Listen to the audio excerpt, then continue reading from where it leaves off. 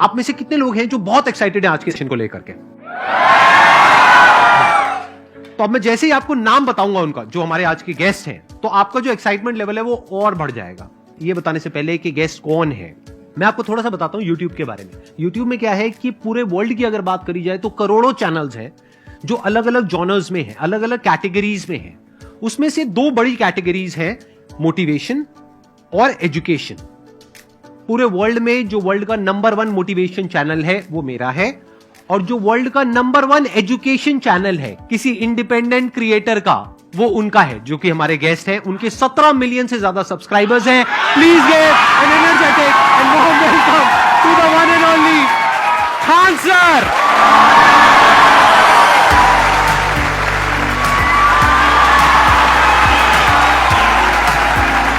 क्या हाल जी, कैसे हैं आप?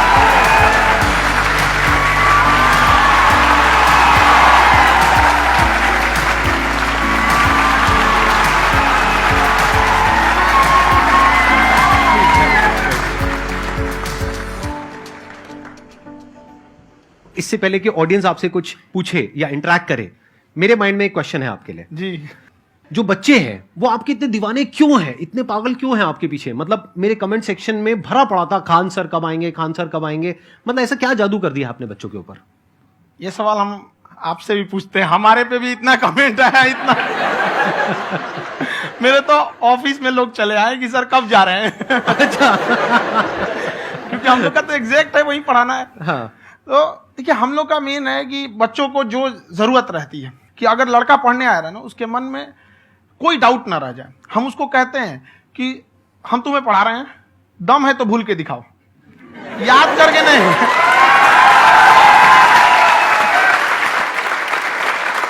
प्लस आप जिस प्राइस पॉइंट पे पढ़ा रहे हैं, आई थिंक वो सबसे कम है, वो बहुत ही कम है। सर, ये जो फीस का कल्चर है, ये हमारा इंडियन कल्चर नहीं है। हमारा इंडियन कल्चर गुरु दक्षिणा है, उस हिसाब से वो सही है। ऑक्सीजन जैसे जिंदगी के लिए जरूरी है, वैसे एजुकेशन जरूरी है। कोई ये नहीं कह सकता है कि पैसे की वजह से वो खान सर के यहां से लौट गया। क्या बात है।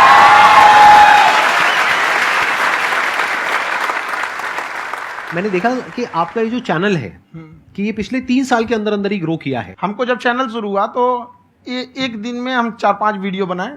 एक हमको कुछ आता, आज भी नहीं आता इतना, तो हम देख के कैमरा उमरा तो हम कंफ्यूज हो गए, बाप रे। तो हम एक ही दिन में वीडियो शूट किया, पढ़ाने वाला टॉपिक था हमको। उसके बाद कभी वीडियो नहीं, 6-7 वीडियो एक ही बार शूट कर लिए। और एक जो थे जिनका कैमरा वगैरह था, मेरे पास कैमरे भी नहीं थे उस टाइम, और कैमरा 35,000 का था, तो 6 महीना इसी में लग गया। जो 35,000 इसी में फंस जाएगा। तो उनके कैमरे से शूट किए, उन्होंने कोई चार्ज लिया, उसके बाद हम छोड़ ही दिए। लॉकडाउन लगा, तब हम कहें आप कैसे पढ़ाएंगे, वो तो 1 दिन 2 दिन करते करते अचानक लंबा हो गया। तब हमको याद आया कि ओहो, मेरा एक चैनल भी है वहां पे। तो उस समय उस पर लगभग 30,000 सब्सक्राइबर हो चुके थे।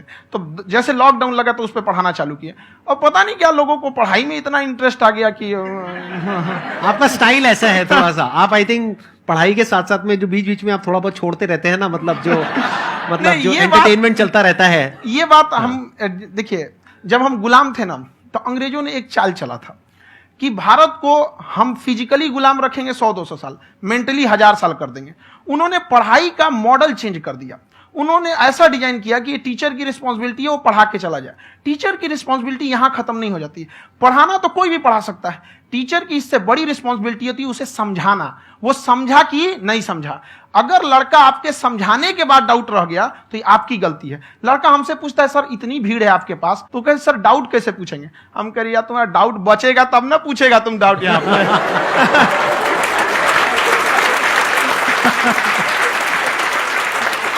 कॉन्फिडेंस नेक्स्ट लेवल है खान सर का, मानना पड़ेगा। और शायद यही वजह है इनकी जो ग्रोथ है उसका।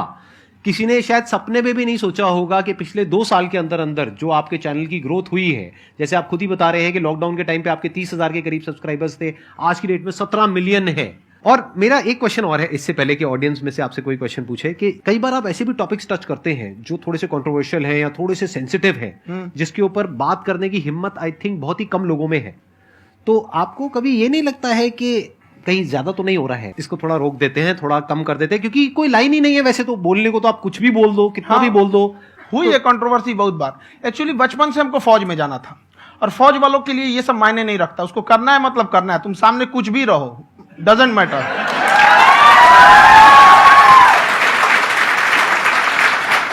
और मैंने YouTube पे देखा कुछ वीडियोस में कि आपका जो इंस्टीट्यूट है वहां पर आज से कुछ साल पहले कुछ बम गिरे थे। हाँ, कुछ गिरे थे, कुछ तो बहुत सॉलिड जगह गिरा था, फटा नहीं वो।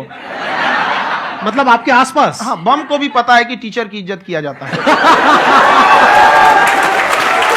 क्या बात है, क्या बात है। मैं समझ पा रहा हूं कि ये आपके अंदर जो एटीट्यूड है ये कहां से आ रहा है, क्योंकि आप बचपन से ही फौज में जाना चाहते थे, तो आप जंग के मैदान में ही खड़े हैं एक तरीके से। बस फर्क ये है कि आपके हाथ में कलम है, हथियार ना हो करके। हथियार से एक आदमी की जान जा सकती है, हाँ। कलम से बहुत ताकत होता है। शिक्षा एक ऐसा हथियार है ना, हर कुरीतियों से लड़ सकता है, हर तरह की समस्याओं से। और ये एक ऐसा हथियार है, मेटल डिटेक्टर में भी नहीं पकड़ाता है।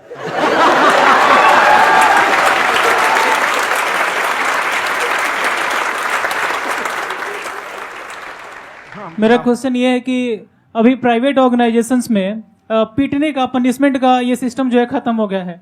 हम आपके वीडियो में देखे हैं सर कि आप एक बड़ा सा रोल रखे रहते हैं, पुलिस वाला लाठी है वो, पुलिस वाला लाठी है, और स्टेज पे बुला के बच्चों को उसी से धुनाई शुरू कर देते हैं मस्त एकदम से, है ना। तो सर मतलब कि बच्चे मतलब कि डरते नहीं हैं आपसे, और इस तरीके से कैसे कनेक्टेड हैं आपसे, है ना। और एक और क्वेश्चन सर, यूपीएससी का जो आप अपना बैच स्टार्ट करने वाले हैं, ठीक है, उसके बारे में बताइए सर, क्योंकि मुझे मतलब कुछ इशू करना है सर, ठीक है। और संदीप सर को देख लिए, मेरा तो वैसे ही हो जाना है।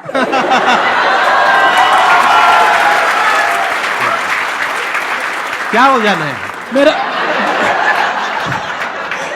पूरा कंप्लीट करो। I'll be an IAS officer next year because I have seen you, sir. My day is like complete, sir. All the best. Thank you so much, sir. Thank you. पूरा बोला करो। Thank you. देखिए, लड़कों को जहां तक पीटने की बात है, जब पढ़ाने की बात आएगी तो उसको हम पूरे बेहतरीन ढंग से पढ़ाएंगे। लेकिन जब सजा देने की बात आएगी ना, तो वो भी बेहतरीन ढंग से होगा। ऐसा थोड़ी होगा कि बस एक ही चीज बेहतरीन ढंग से होगा। और डर का होना बहुत जरूरी है। ये डर भी अपने आप में एक मोटिवेशन है, क्योंकि जब आपके अंदर एक थोड़ा सा डर रहे ना, तो डर के भागिए मत।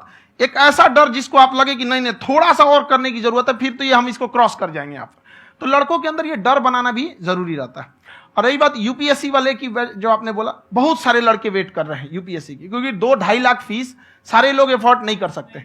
और हमारा वही रहता है, हम तो ज्यादातर हमारे स्टूडेंट देखेंगे तो किसी के रिक्शा वाला, सब्जी वाला, यही लोग, इनको तो 2.5 लाख रुपया, इनके पास पूरी संपत्ति नहीं होती है, फीस कहां से भरेंगे वहां पे, उसके बाद रहेंगे कहां से। तो ऑल ओवर इंडिया से, कश्मीर से कन्याकुमारी तक, गरीब से गरीब भी लड़का उसको पढ़ सकता है। यही कुछ 1000 रुपये मंथली, 12-14 हजार साल का पड़ेगा, खत्म हो जाएगा इतना में।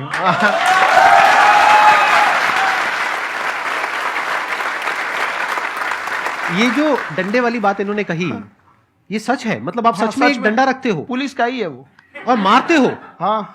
कि मतलब अगर कोई लड़की छेड़ता है या ऐसा कोई भी उल्टा नहीं, पुल्टा काम पढ़ाई करता लिखाई है, कुछ भी गलती करेंगे तो पिटाएंगे वो यहाँ पे, कैमरे पे, ऑन कैमरा, जैसा भी रहे, कुछ भी पिटाना तो उनको फिक्स है।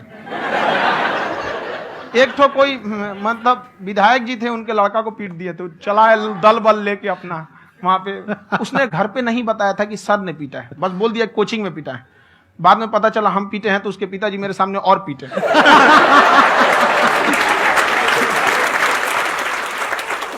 सर आपका सबसे बड़ा डर क्या है, आप दोनों का? फौजी को डरे नहीं लगता है, बाकी अफसर से पूछिए।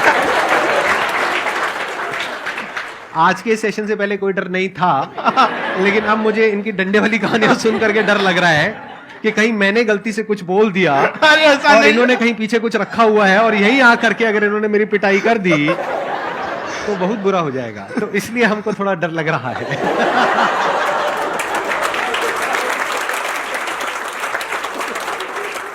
आपकी डेली कितने घंटे क्लासेस होती हैं? 6-7 घंटे। अभी भी खुद ही करते हो आप? हाँ, जो भी हमारे classes स्टाफ करते हो। परेशान रहते हैं। हम 1:30-2 बजे सोते हैं, सुबह 6 बजे उठ जाते हैं, परेशान रहते हैं। यार इतना क्यों करते हो, है ना? कभी क्योंकि तो उनको कुछ भी नहीं साथ-साथ करते। लगना पड़ता है ना। उनको साथ-साथ लगना पड़ता है। हम जग गए तो कोई सोया थोड़ी रहेगा, परेशान रह, दिन में सोते ही नहीं है, बेचारा कहीं कहीं जाके सोते रहता है। तो हम सीट बांध दिए कि भाई तुम इस समय सो जाना, तुम इधर सो जाना। आपकी शादी हो गई या नहीं हुई अभी? मेरी खुशहाली देख के आप आइडिया लगा सकते हैं।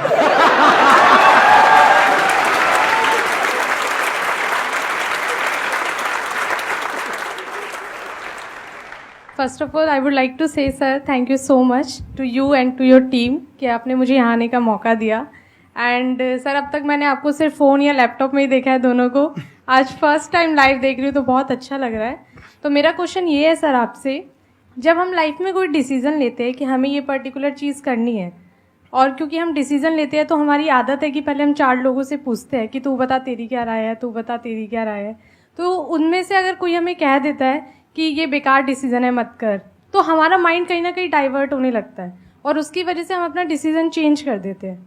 तो मेरा क्वेश्चन ये है कि कैसे हम अपने डिसीजन पे स्टिक रहे, कैसे हम जो दूसरे के ओपिनियन है उनको अफेक्ट ना होने दें अपने ऊपर।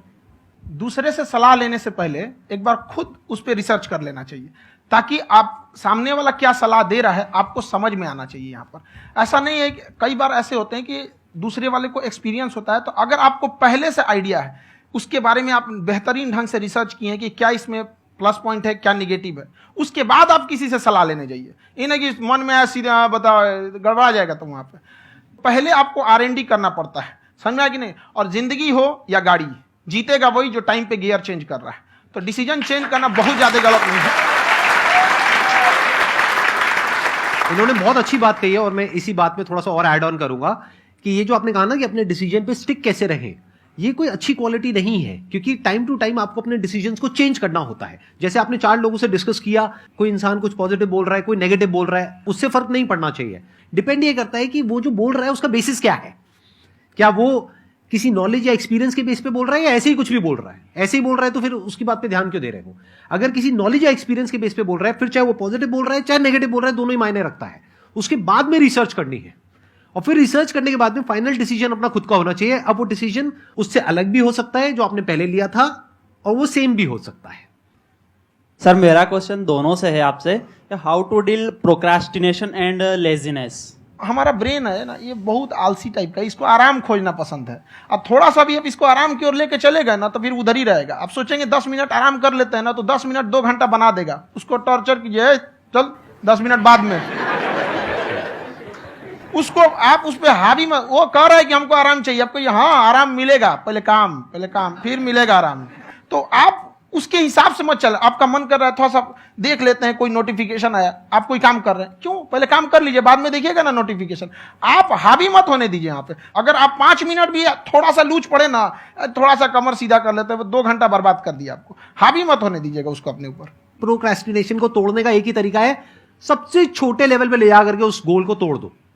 यानी वो गोल बहुत बड़ा है, उसको ब्रेक डाउन करो, उसके सबसे पहले स्टेप पे आ जाओ कि उसको अचीव करने का सबसे पहला स्टेप क्या है। जैसे गाड़ी चलाना सीखना है, उसका सबसे पहला स्टेप क्या है।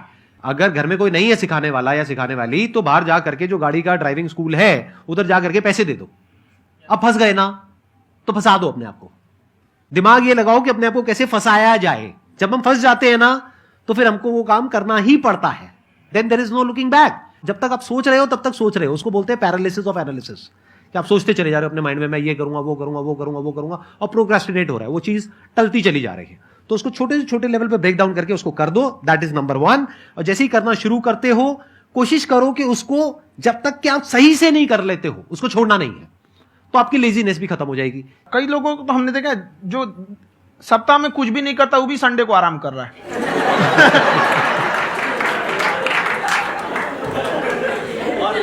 वैसे कहा भी जाता है कि अगर कोई काम आपको करवाना है ना, तो ऐसे किसी इंसान को दो जो बिजी है। हाँ। ऐसे आदमी को मत दो जो खाली है। ये परफेक्ट एग्जाम। किसी को भी आप देखिएगा जिसको आप कहते हैं कि मतलब थोड़ा ठीक ठाक आप समझते हैं कि नहीं ये बहुत आगे निकल, वो एक काम को खत्म करने के बाद कभी आराम नहीं करेगा। एक काम खत्म हुआ उसको लगेगा हाँ एक खत्म हो गया, अब दूसरा करना चाहिए। और वही जिसको देखिएगा एक खत्म हो गया और आराम करना चाहिए, कभी नहीं, लाइफ में आखिरी सांस तक।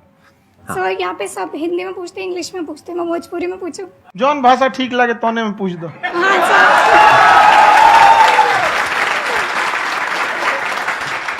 सर ये पूछे के चाहते नहीं कि जैसे हमने के पढ़ाई करी नहीं सर, तो कभी कभी डेली टारगेट्स जो होला वो कंप्लीट ना होला। अगर टारगेट्स कंप्लीट भी होला तो फिर ऐसा इरिटेशन या फिर वो एंजाइटी या फिर कि और करना है या फिर अभी नहीं हुआ, वो चीज हमेशा रहेला। तो वो कम कैसे करल जाए? देखिए टारगेट्स को ना हम लोग को एक अपने हिसाब से पहले फिट करना चाहिए। ऐसा नहीं कि दूसरे किसी इंसान को देख के हम टारगेट फिट कर ले। कोई लड़का 8 घंटा पढ़ रहा है, कोई पहली बार अभी पढ़ना ही चालू किया, उसको देख के 8 घंटा पढ़ेगा तो पढ़ाई छोड़ देगा। तो आप अपनी क्षमता के हिसाब से देखिए कि आप कितना पढ़ सकते हैं। अगर आपने एक घंटे को बना लिया कि हम 1 घंटा पढ़ सकते हैं, अगले 1 हफ्ते तक उसको सस्टेन रखिए। जिम में कैसे करते हैं लोग, पहले दिन उठा लीजिएगा 1 कुंटल तो हार्ट अटैक हो जाएगा। तो वो धीरे धीरे टारगेट सेट कीजिए और अपनी क्षमता को भी देखिए। हर इंसान की क्षमता अलग है।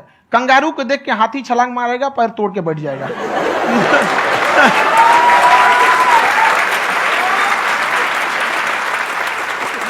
अब संदीप सर का मोटिवेशन देख के इसका मतलब क्या कि ट्रेन के आगे खड़ा हो जाएंगे, ढकेल देंगे तुमको। हालांकि ऐसा कर देते हैं, लेकिन ऐसा करिएगा लोग नहीं, क्षमता पता होना चाहिए। आपके अंदर एंजाइटी हो रही है कि मैंने कर तो लिया है। आप ये नहीं कह रहे कि मैंने कुछ भी नहीं किया है फिर मेरे को एंजाइटी हो रही है। आप ये कह रहे हो मैंने काफी कुछ कर लिया है फिर भी एंजाइटी हो रही है कि कहीं कुछ छूट तो नहीं गया है। तो बेसिकली आपको ये देखना है कि अगर आपके अंदर ये एंजाइटी हो रही है, that means you are a very good student. आप एक अच्छे स्टूडेंट हो। क्यों? क्योंकि बहुत सारे स्टूडेंट्स तो ऐसे हैं उनको पढ़ने के नाम से एंजाइटी होती है। तो आपको एंजाइटी हो रही है कि मैंने पढ़ लिया। दिन में मानो 8 घंटे का आपने टारगेट सेट किया और 6 घंटे पढ़ लिया, या मान लो 8 घंटे भी पढ़ लिया, फिर भी एंजाइटी हो रही है कि मैंने 10 घंटे नहीं पढ़ा। तो ये तो अच्छी क्वालिटी है ना, ये तो एक ब्रिलियंट स्टूडेंट की क्वालिटी है। क्योंकि एंजाइटी उसी को होती है जो केयर करता है, जिसको परवाह है, उसी की तो एंजाइटी होती है। जैसे माँ को अपने बच्चे की, जैसे एक माँ को अपने बच्चे के, जैसे एक माँ को अपने बच्चे को लेकर के एंजाइटी होती है। हंस लो मजाक उड़ा लो मेरा। कोई बात नहीं, एडिट कर देंगे इसको हम। हाँ।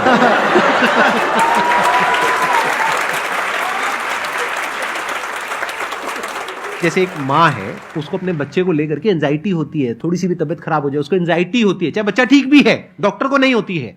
क्यों? क्योंकि माँ को उस बच्चे से प्यार है। तो दैट मीन्स कि आप अपनी पढ़ाई को लेकर के सीरियस हो, इस वजह से आपके अंदर एंजाइटी हो रही है, विच इज नॉर्मल। जहां पर प्यार मोहब्बत होती है वहां पर थोड़ी बहुत एंजाइटी तो होती ही है ना। समझ रहे हो ना मैं क्या कहना चाह रहा हूं? आप लोग समझ रहे हो ना मैं कहां जा रहा हूं? जब वो किसी और से बात करती है तो एंजाइटी होती है ना।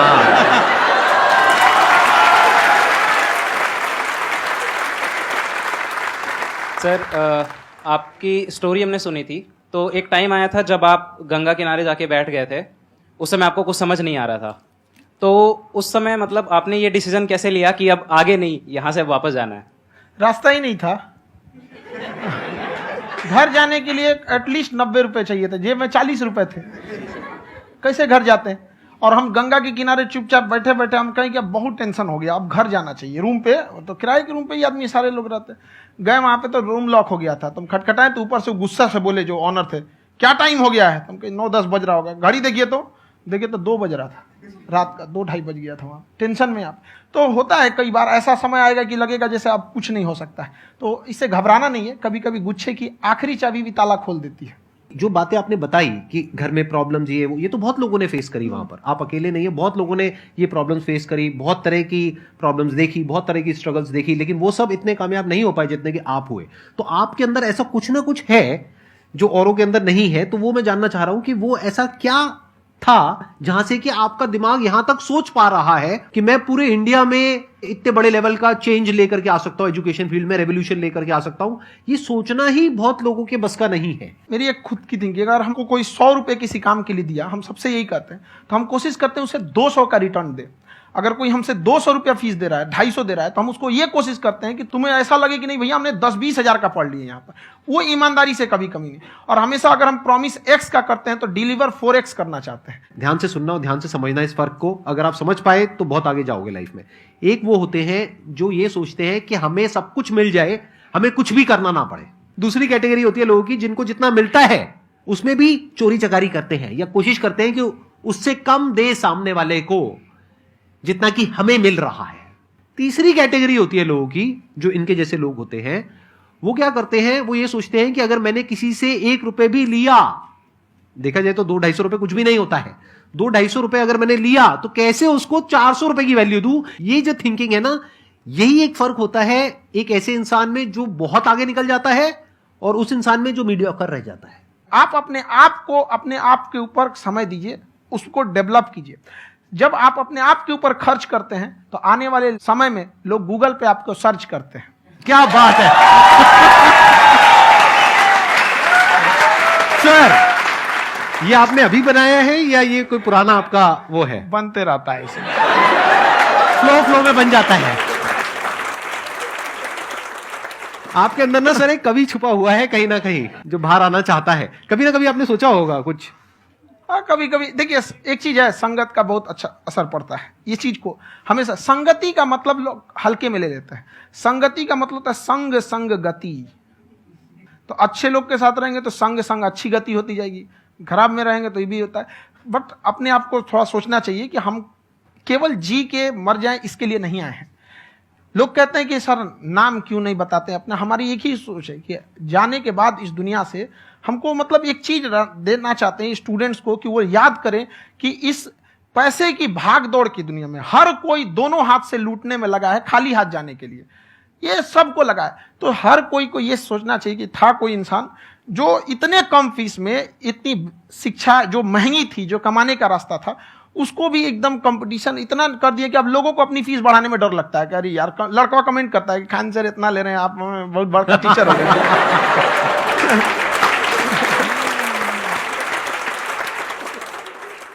खान सर की एक क्लिप है, ये समय और समझदारी में बहुत फर्क होता है।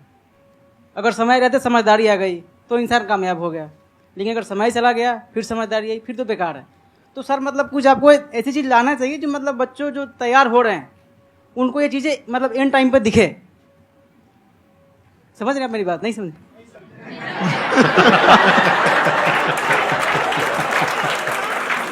यही होता है सर का मोटिवेशन ज्यादा हो जाता है। जब आप स्ट्रगलिंग फेज में हैं तो कम से कम चीजों को अपने ऊपर खर्च कीजिए, ज्यादा से ज्यादा सीखने में खर्च कीजिए। अगर आपको राजा बनने का शौक है तो गुलाम की तरह मेहनत करना सीखिए, तब राजा बनना।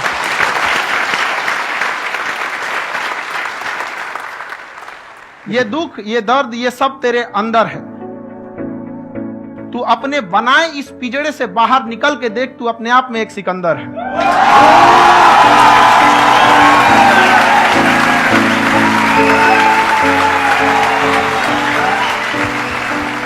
Thank you so much sir for coming. बहुत मजा आया मेरे को आपके साथ में इंटरेक्ट करके। आई एम श्योर आप लोगों को भी बहुत मजा आया होगा।